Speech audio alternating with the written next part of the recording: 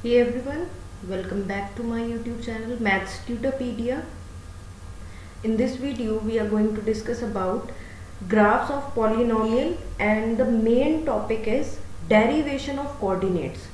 Okay, अब हुआ क्या है कि हमने कहीं कहीं हमने देखा होगा कि हमारे पास ग्राफ के अंदर ये जो ऐसे ऐसे फॉर्मूले दे रखे हैं, मतलब कोऑर्डिनेट्स की जगह एक्स और वाई की जगह हमें ये डायरेक्ट फॉर्मूले बताए हुए हैं कि भाई आपको अगर कोऑर्डिनेट्स निकालने हैं आप डायरेक्ट ये फॉर्मूले लगाओ, हमें वर्टेक्स का कोऑर्डिनेट मिल जाएगा, राइट। बट हमें क्या है कि ये क्वेश्चन ना तो कहीं आएगा, लेकिन हमें इसके कॉन्सेप्चुअल जो मीनिंग है, ये कहाँ से डेरिवेट हुआ है, वो चीज़ हमें पता होनी चाहिए, राइट। तो इसीलिए मैं ये वीडियो लेके आई हूँ आपके लिए, ताकि आप लोग इसकी डेरिवेशन जो है वो बहुत अच्छे से सीख सको। और इस टॉपिक के अंदर हम लोग पर्टिकुलरली फोकस करेंगे ऑन क्वाड्रेटिक पॉलिनोमियल, जिसका जो स्टैंडर्ड फॉर्म होता है हमें पता है कि ax² plus bx plus c होता है। और ग्राफ के अंदर एक क्वाड्रेटिक पॉलिनोमियल जो होता है हमें एक पैराबोला की शेप देता है हमें, राइट। अब थोड़ा सा हम लोग बेसिक जो है वो थोड़ा सा रिवाइज कर लेते हैं कि हमारे पास एक क्वाड्रेटिक पॉलिनोमियल का स्टैंडर्ड फॉर्म होता है ax² plus bx plus c equals to 0। और अगर आपको ग्राफ में रिप्रेजेंट करना है उस इक्वेशन को, तो वो इक्वेशन इस तरीके से हमारे पास रिप्रेजेंट की जाती है कि y equals to ax² plus bx plus c। हमारे पास एक क्वाड्रेटिक पॉलिनोमियल का जो ग्राफ होता है वो दो तरीके का हो सकता है। पैराबोला दो तरीके से बन सकता है, एक तो open upwards and open downwards. ये दो तरीके हमने लास्ट वीडियो के अंदर हमने देख लिए थे। अब कुछ ऐसे टर्म्स हैं जो हमें यहाँ पे पढ़ने की ज़रूरत है, क्योंकि ग्राफ से हमें डायरेक्टली क्वेश्चंस आ जाते हैं। अगर कोई स्टूडेंट एनटीएससी ओलंपियाड्स और के लिए तैयारी कर रहा है तो उसके लिए तो ये बहुत ज़्यादा हेल्पफुल वीडियो है, ऑलराइट। तो अगर आपको ये वीडियो पसंद आती है और आपको हेल्पफुल लगती है तो आपको लाइक छोड़ना है, कमेंट्स बॉक्स के अंदर कमेंट छोड़ना है कि आपको क्या चीज़ अभी भी नहीं समझ में आई, और आई तो भी आप प्लीज़ मुझे एनकरेज कीजिए, मैं आपके कमेंट्स का वेट करूँगी। ऑलराइट, अब शुरू करते हैं इस चीज़ को कि सबसे पहले हमें ये देखना है कि क्वाड्रेटिक पॉलिनोमियल के अंदर आपके पास पैराबोला बनता है, राइट।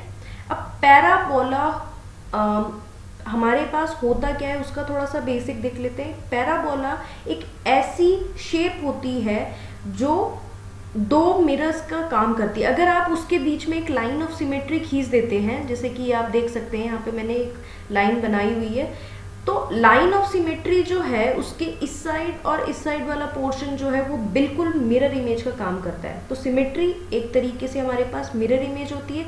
अगर यहाँ मिरर रख दोगे तो सेम टू सेम जो यहाँ बना हुआ है वो यहाँ भी बनता हुआ हमें नजर आएगा। तो ये हमारे पास एक तरीके से क्या है, लाइन ऑफ सिमेट्री। हमने बुक के अंदर ये डेफिनेटली देखा होगा कि जहाँ पैराबोला बना है उसके बीचों बीच आपको एक लाइन दिखी होगी, उसका कुछ भी नाम नहीं दिया, कुछ भी नहीं गिवन। तो हमें ये चीज़ पता होनी चाहिए कि वो क्या है, एक लाइन ऑफ सिमेट्री जो पैराबोला को बिल्कुल मिड से काटती है, ठीक है। अब आ जाते हैं हम लोग कि वर्टेक्स ऑफ पैराबोला।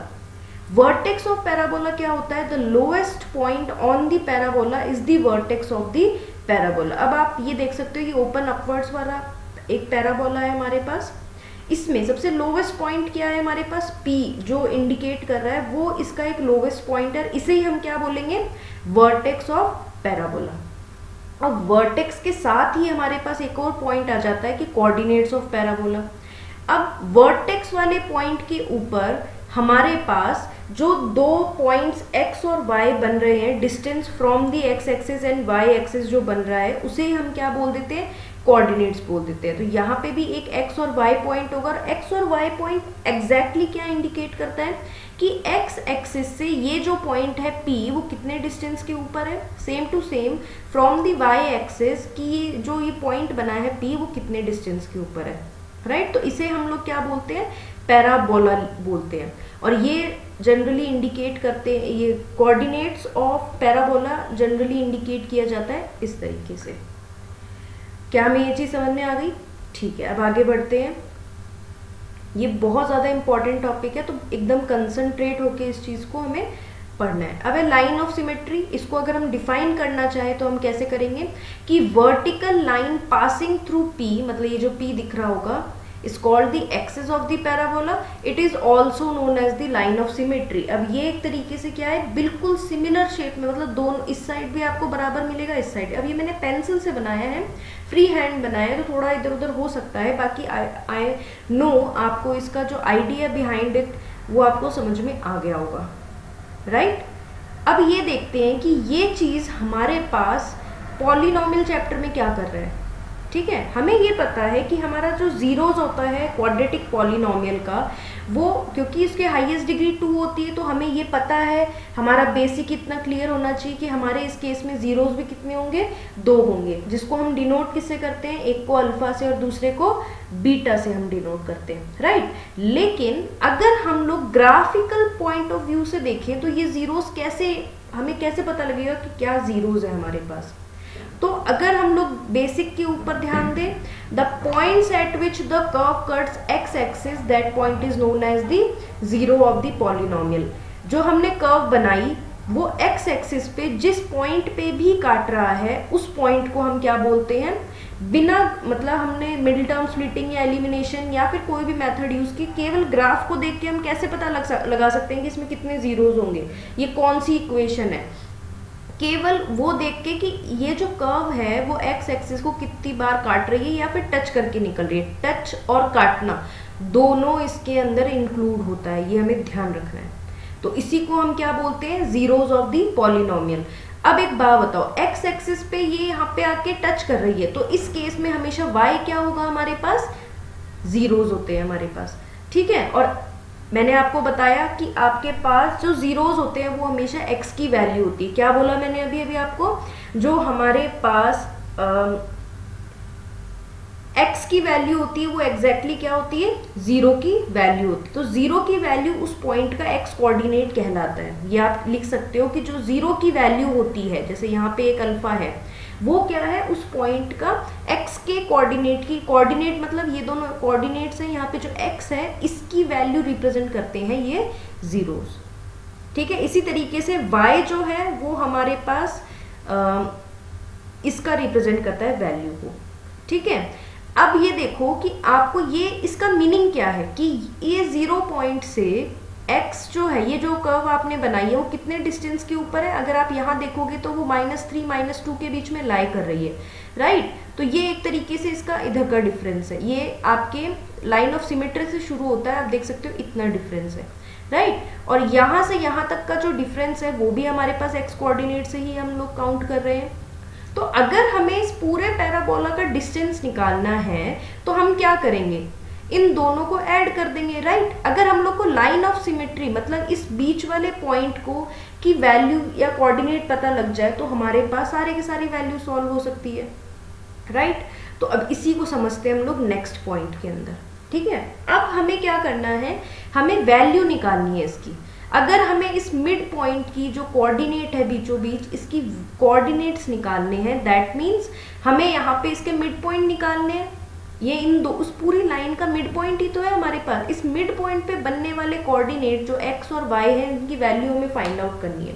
हमने 9th में एक चीज पढ़ी थी कि अगर कोई भी चीज मिड पॉइंट पे होती है तो जो हमें एक्सट्रीम पॉइंट्स दे रखे होते हैं, जैसे x की वैल्यू निकालनी है तो x के ऊपर आने वाले जो एक्सट्रीम पॉइंट्स हैं उनका आप एवरेज कर दो, तो आपके पास मिड पॉइंट पे x की कोऑर्डिनेट की वैल्यू पता लग जाएगी। ऐसे ही अगर आप y के अंदर, क्योंकि ये y होते हैं, एक्सट्रीम वैल्यूज को ऐड करके उनका एवरेज कर दोगे तो वो y की वैल्यू आ जाएगी हमारे पास, राइट। अब हमारे पास लेकिन इस ग्राफ में आप देख सकते हो कि हमारे पास कोऑर्डिनेट्स क्या थे, एक था हमारे पास अल्फा और 0, दूसरा था हमारे पास बीटा और 0। ये मैंने आपको पहले डिफाइन कर दिया इससे पहले वाली शीट के ऊपर। तो x की वैल्यू यहाँ पे क्या आ जाएगी, जैसे मैंने इसमें लिखा a और c, तो यहाँ हमें क्या दिख रहा है कि x की जगह पे एक्सट्रीम पॉइंट है अल्फा और इस साइड y के अंदर है बीटा।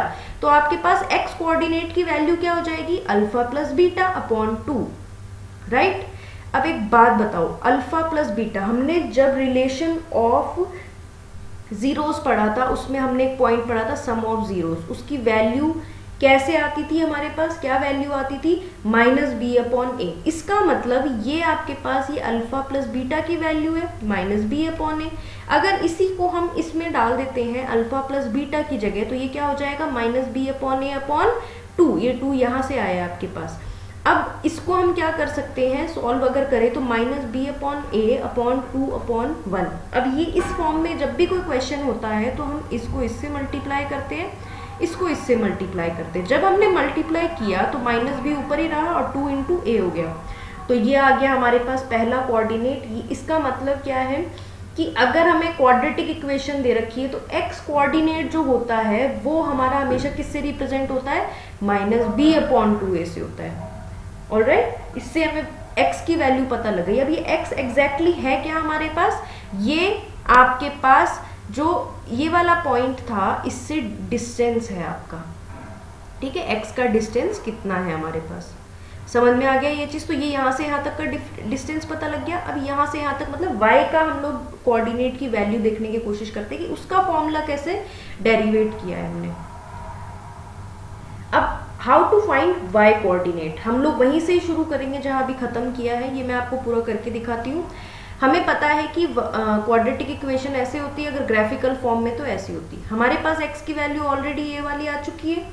अब हमें कुछ नहीं करना, x की वैल्यू ही मेन चीज थी। अब हमें केवल इसका जो ग्राफिकल जो फॉर्मूला है उसके अंदर x की वैल्यू डालनी है और y की वैल्यू हमारे पास अपने आप आ जाएगी। और अब यहाँ पे ध्यान रखिएगा, यहाँ पर एक बहुत इंपॉर्टेंट कॉन्सेप्ट डिटरमिनेंट वाला भी यहीं से ही आएगा आपके पास। ये डेरिवेशन आपको पता होनी चाहिए। ऑलराइट, ठीक है। अब देखिए यहाँ पे अगर मैं x की जगह पे इसकी जो वैल्यू हमने पिछली शीट में निकाली थी वो सारी वैल्यूज डालती हूँ तो आपके पास ऑटोमेटिक वो फॉर्मूला आ जाएगा जो आपकी बुक्स में गिवन है। ऑलराइट, देखते हैं अभी -b/2a + 6। अगर हम इसका स्क्वायर करते हैं, अब यहाँ से आपका जैसे ही स्क्वायर करोगे यहाँ पे आएगा ab² माइनस माइनस प्लस हो गया होगा और ये हो जाएगा 4a²। यहाँ पर आपके पास हो जाएगा -b² b/2a + c हो गया हमारे पास। अब यहाँ पे जो जो चीज़ कट सकती है उसको काट देते हैं। एक a से ये एक a कट गया हमारे पास, ठीक है। इसी तरीके से और कोई चीज़ कट रही है क्या हमारे पास, नहीं, और कोई चीज़ नहीं कट रही, तो आगे कंटिन्यू करते हैं। तो बचा क्या हमारे पास, यहाँ बचा b² / 4a minus b² / 2a + 6।